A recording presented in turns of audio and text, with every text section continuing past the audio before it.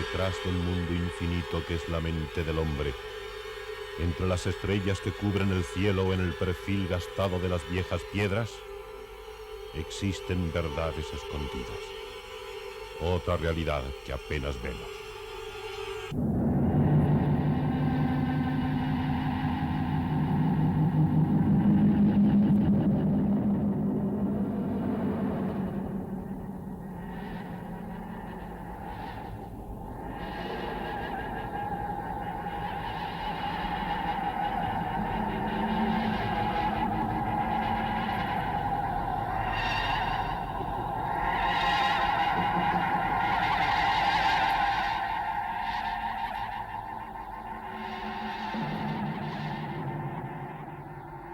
Buenas noches.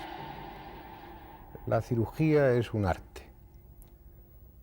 arte difícil y complicado, un arte que el hombre actual utiliza cada vez con mejor fortuna.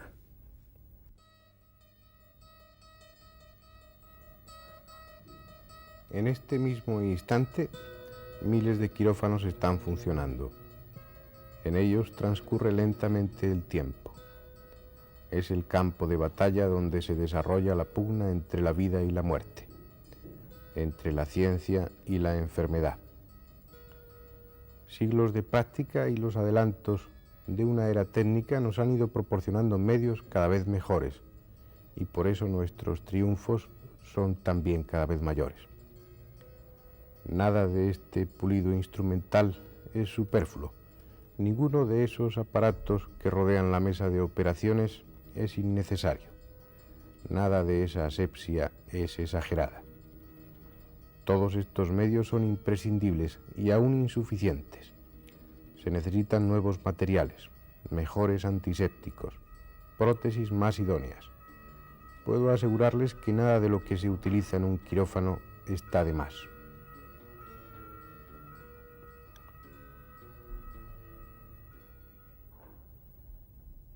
Son las armas de la medicina actual, parte de ese arsenal terapéutico que el desarrollo técnico nos permite en este momento. Desarrollo técnico, técnicas quirúrgicas que están enclavadas dentro de esa formación que todos los médicos en cualquier universidad del mundo recibimos. Esa asepsia exagerada no lo es. Solo lo es en apariencia. Hemos visto que es imprescindible para evitar la infección. Si utilizamos aceros especiales en el instrumental, no es por esnovismo, sino porque sabemos que cuanto más perfecto sea el corte, mejor van a cicatrizar los tejidos. Todo ello es imprescindible. Por eso, cuando leemos en algún sitio que curanderos semianalfabetos, sin conocimientos de medicina ni de anatomía, utilizando materiales supuestamente quirúrgicos como estos, como una navaja o unas tijeras, realizan operaciones, intervienen sobre cuerpos humanos, sentimos un escalofrío y después una lógica indignación. Pensamos, y probablemente con razón, que si esos enfermos sometidos a esta brutal agresión no sufren infecciones, sobreviven e incluso al parecer son curados, pensamos que es porque tales operaciones no se han realizado, porque tales intervenciones son únicamente un acto de prestidigitación, movimiento hábil de las manos ayudado por la sugestión, por la autosugestión de los enfermos que desean curarse y encuentran un ambiente propicio para poner en juego sus mecanismos inconscientes. Todo esto es válido para los curanderos que utilizan técnicas quirúrgicas, para los curanderos de Brasil y para los curanderos de Filipinas. Y en este último caso, lo más asombroso es que ni siquiera necesitan de instrumental, a veces ayudan con unas pinzas, pero abren, inciden sobre el organismo únicamente con las manos, utilizando las manos nada más. Esto es aún más incomprensible y más increíble. Por eso es normal que una vez aceptada la hipótesis o puestos en la línea de pensamiento de que tales hechos, tales actuaciones llamadas quirúrgicas por estos curanderos son pura mistificación y puro fraude, nos quedamos tranquilos, nos desentendemos del asunto. Sin embargo, en este programa no estamos en esa línea de pensamiento. Si estamos aquí es para plantearnos la posibilidad, para abrir las puertas a esa posibilidad, por imposible que parezca a primera vista, y si realmente estas curaciones son efectivas y si realmente los enfermos son curados.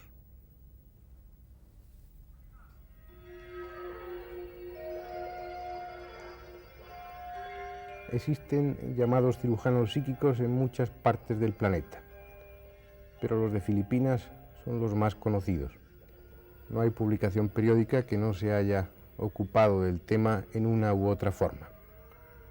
Muchos de ellos, muchos de estos curanderos o sanadores que ejercen su actividad en Filipinas pertenecen a la llamada Iglesia Espiritista Filipina de Ciencia y Revelación, de la que Antonio Azpagua es o era pontífice máximo.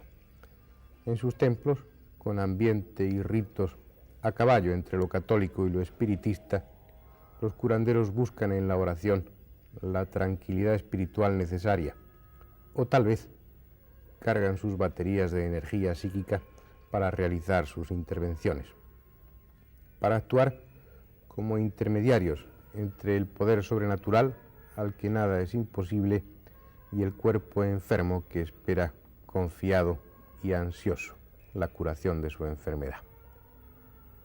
La intervención, si así se la puede llamar, es en la mayoría de los casos un hecho, un acto fulminante. Generalmente unos cuantos segundos bastan. Las manos apartan los tejidos, la carne, como si fuera masa para hacer pan. Se abren paso entre los tegumentos y llegan a la zona enferma retirando la materia nociva. No hay zona que no sea accesible a estos curanderos. Nunca niegan su intervención. Siempre intentan curar, aunque no siempre lo consigan, si es que son ellos los que lo consiguen.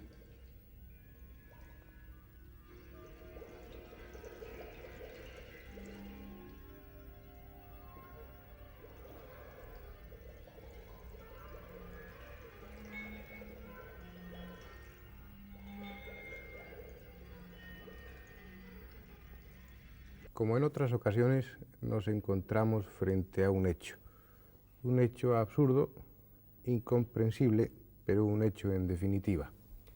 Desde hace años, centenares de enfermos acuden desde todas las regiones del planeta a Filipinas.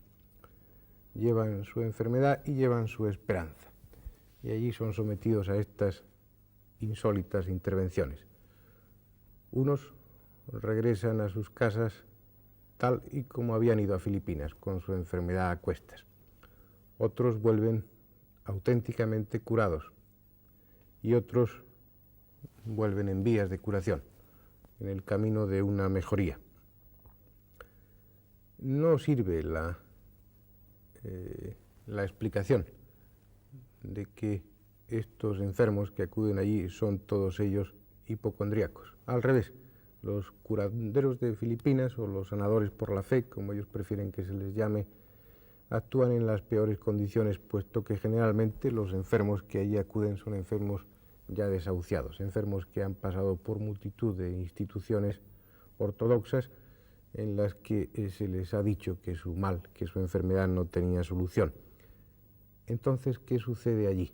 Insistimos, ¿es aquello no una curación, sino un acto de prestidigitación? Hace un año aproximadamente, un equipo de reporteros hemos estado en Filipinas, atraídos por este boom que se había despertado en toda la prensa internacional sobre los curanderos.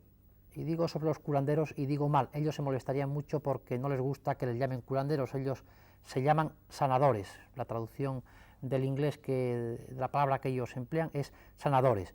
Allí, por supuesto, hemos tratado de conectar con los más importantes, hemos hablado con ellos, hemos visto, diría, casi unas 300 operaciones realizadas creo que exactamente por 7 de estos sanadores, y lo primero que nos impresionó, una de las cosas que más nos despertó nuestra curiosidad, fue observar el desinterés que en líneas generales muestran estas personas por todo lo que se refiere al dinero. Todos son de condición muy humilde y tienen una gran despreocupación por la cuestión crematística. Ninguno de ellos cobra, y si bien el tema de los curanderos está un poco comercializado, es las personas que están a su alrededor, concretamente agencias de viajes que organizan expediciones para visitarlos, expediciones de enfermos. Respecto a las operaciones, algunas veces debemos confesar que nos quedábamos verdaderamente impresionados. Por ejemplo, cuando una curandera que se llama Telma realizó lo que ella llamaba una operación de quitarle las cataratas a una persona que sufría esta enfermedad, y el cual era un hombre, unos minutos después podía leer tranquilamente la guía telefónica. También hemos visto algunas otras operaciones de ese tipo a base de aparentes incisiones en el vientre con una gran cantidad de sangre. Todo ello fue filmado, no podíamos hablar de un fenómeno de hipnotismo porque podría afectarnos a nosotros, pero nunca a las cámaras. Llegó un momento en este sentido en que yo sentí tanta curiosidad que me sometí, como ustedes están viendo, a una de estas intervenciones. Me la realizó una curandera que se llama Josefina, que vive en una aldea al norte de Manila y que es muy famosa. Ahora mismo es prácticamente, junto con otro que se llama Juanito, la que está más de moda y más de actualidad. ¿Qué he sentido? Que ha sido lo que me proporcionó esta experiencia, pues poco más de lo que yo había visto ya en las intervenciones que realizaban a otras personas que en muchísimos casos salían de los consultorios, llamémosles así, de las capillas donde trabajan los curanderos, asegurando que estaban curadas. Yo no sentí ningún dolor, no sentí ningún efecto de punción. Sí pude comprobar cómo estaba aparentemente saliendo una gran cantidad de sangre que por otra parte no se puede explicar que la curandera lo llevase en las manos, como os ha dicho, porque previamente le habíamos visto muy bien las manos, acababa de lavárselas, estaba con manga corta. También alrededor de la mesa, que estaba perfectamente iluminada para que se pudiese filmar, había otras 7 personas que en general ninguna tenía nada que ver con los curanderos, todos éramos extranjeros y también podríamos decir que van bastante escépticos. Al regresar a España tenía una curiosidad verdaderamente extraordinaria por saber qué era lo que me habían hecho, y me sometí a un reconocimiento que corría a cargo del doctor Lafuente Chaos, quien diagnosticó a base de ver las radiografías que mi apéndice continuaba en su sitio. Sobre esto es muy poco más lo que puedo añadir. Los médicos han dicho de manera contundente y en la televisión se ha visto que mi apéndice continuaba ahí. También, en honor de la verdad, sí he de decir que previamente la sanadora me advirtió que no se podía realizar una cura de apendicitis si efectivamente no había una apendicitis evidente. Yo tenía ciertas molestias en esos momentos en el vientre, pero no puedo desde luego asegurar que tuviese apendicitis. Y por otra parte, la sanadora en ningún momento, esto es muy importante, en ningún momento dijo que me iba a quitar el apéndice, sino simplemente que me iba a curar los dolores que en esos momentos sentía.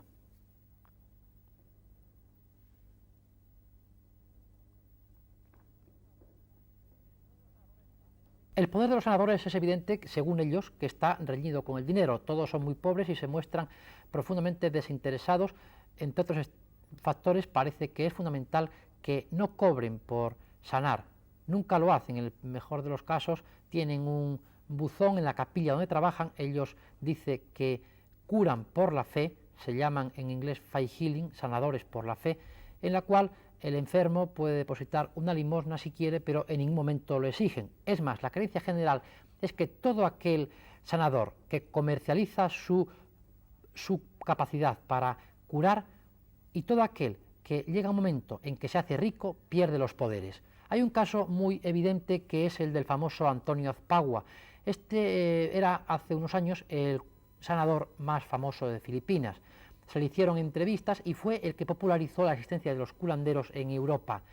Posteriormente él vio el negocio, empezó a cobrar cuando llegaron enfermos de Estados Unidos y del Japón especialmente. Adquirió incluso un antiguo convento de los dominicos en el cual instaló una residencia para los enfermos que acudían a su consulta, y llegó un momento en que se quedó sin los poderes. Él mismo reconoce que esto ocurre, ahora está convertido en un gran hombre de negocios. mantiene una agencia de viajes en Roma, sigue manteniendo su residencia y organiza expediciones a los curanderos, pero él reconoce que, igual que le pasó a él, puede pasarle a todo curandero que en un momento determinado se enriquezca. Hay otro curandero famoso que recientemente le pasó lo mismo, ganó dinero, empezó a trasladarse a Manila para actuar en algunos hoteles a donde llegaban enfermos y se compró un coche deportivo, se mandó construir un chalet cerca de Baguio, al norte de la isla de Luzón, igualmente y de forma casi inmediata perdió los poderes, o él asegura que perdió los poderes. Los vecinos del pueblo donde vive así también lo confirman, diciendo que desde hace año y medio aproximadamente, cada vez que intentó volver a realizar una de estas operaciones, ha fracasado. Como ven, el caso de Diego Carcedo tampoco es demostrativo. Parece ser, pese a todo lo que se ha especulado sobre ello, que aquella curandera no se comprometió a extirparle su apéndice, sino a quitarle las molestias. De hecho, al parecer, Diego Carcedo no ha vuelto a tener molestias. Tampoco demuestra positivamente que la actuación haya sido efectiva. Y es que no podemos emplear nuestras normas, nuestros métodos racionalistas, los métodos que sí sirven para enjuiciar una intervención quirúrgica normal, no sirven para enjuiciar este tipo de intervenciones. Los curanderos, insistimos en ello, los curanderos de Filipinas no son cirujanos, no saben medicina y la mayoría no saben prácticamente nada de anatomía. Ellos utilizan otra vía de actuación. No se sirven de un bisturí, puesto que no son cirujanos. Se sirven de sus manos y, según parece, para obtener una mayor proximidad, un contacto directo con la enfermedad, no con el tejido enfermo, que para ellos es lo de menos. De hecho, y según parece claro, muchos de estos enfermos que han vuelto de Filipinas con la misma lesión anatómica que llevaban, no han seguido teniendo las mismas molestias que tenían en un principio. Es decir, el hecho orgánico permanece en muchos de estos casos, sin embargo, sus consecuencias, su sintomatología y su ulterior evolución se detienen, desaparecen. Actúan de una forma muy diferente, muy distinta a como puedan actuar los cirujanos normales. Ellos obran por intuición, una especie de clarividencia que les hace ver, localizar a nivel inconsciente, a nivel intuitivo, dónde está la lesión, dónde está la enfermedad y actuar directamente sobre ella. En el caso de Diego Carcedo hay implícitos otros aspectos. Por ejemplo, el que realmente el apéndice de Diego Carcedo, como se comprobó después, no estaba enfermo, y la curandera tal vez lo que intentaba era quedar bien con los periodistas. Son intentos de explicación porque, insistimos, no valen los esquemas habituales que manejamos, los esquemas racionalistas, para enjuiciar este tipo de intervenciones. Lo que sí se puede decir es que la explicación general que circula de que los enfermos se autocuran por un fenómeno de sugestión no es válida. Los enfermos no se curan allí por un acto de fe.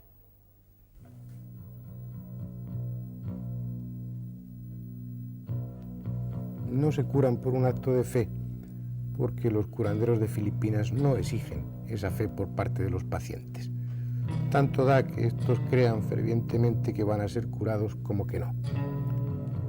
Sabemos lo difícil que es conseguir un estado de autoanestesia.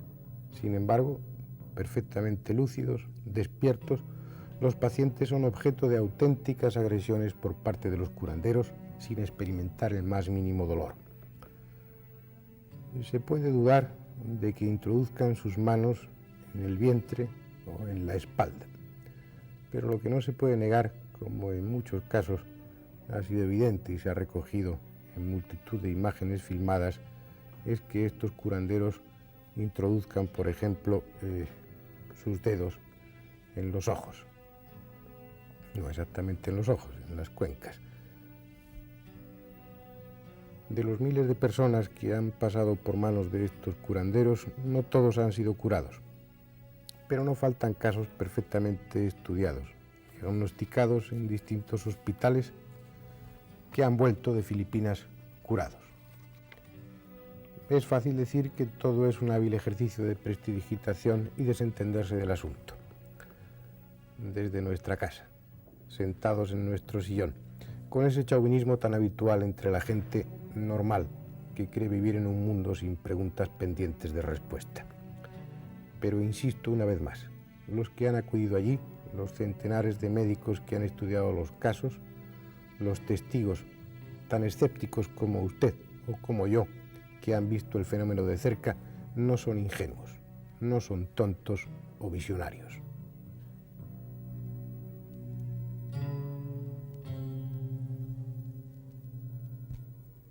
El motivo de nuestra visita a Filipinas fue el conocimiento de este tipo de curanderismo, pero por mí personalmente lo que me preocupaba más no era solamente las posibles curaciones, las posibles muestras de tejidos que se obtenían y que se veían en las películas, sino también un aspecto que era que al retirar las manos de estos curanderos no quedaba ninguna cicatriz.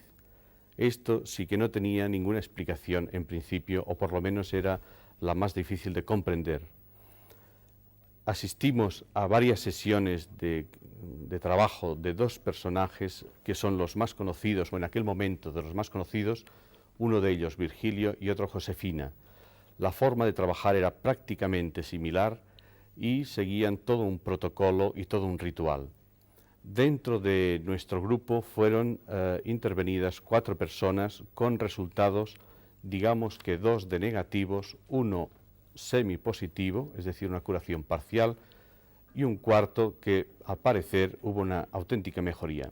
Sin embargo, las curaciones o el tratamiento que se aplicó a estos compañeros del viaje, nosotros no lo consideramos de una forma absoluta y más bien anecdótica, ya que la experiencia y el trabajo que se estaba realizando en Filipinas y la investigación que se estaba llevando a cabo procede desde hace muchos años. Para nosotros, quizás como parapsicólogos en este momento, o más que parapsicólogos, como aficionados a este terreno, nos llamó la atención algo que sí creo es importante. Esta gente trabaja realmente en un equipo. Estos curanderos son preparados, estudian, digamos, a través de un ritual y son entrenados para practicar este tipo de curanderismo. Además, siguen unas ceremonias de forma habitual y semanal y al mismo tiempo practican una serie de técnicas de meditación, etcétera, etcétera.